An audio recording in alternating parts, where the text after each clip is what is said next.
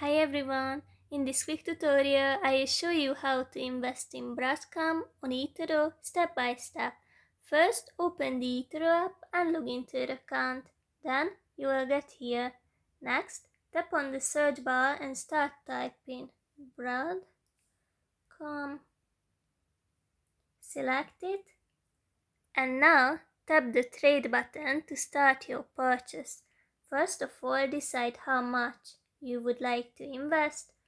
And then you can adjust a few settings. For example, you can set a stop loss price, which tells eToro to automatically sell your position if its value drops to a certain level.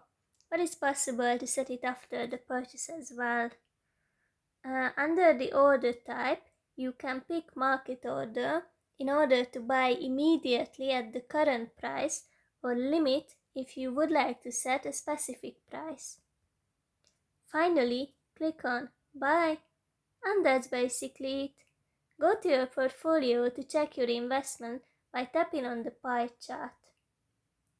Please note that this video is for educational purposes only and is not financial or investment advice.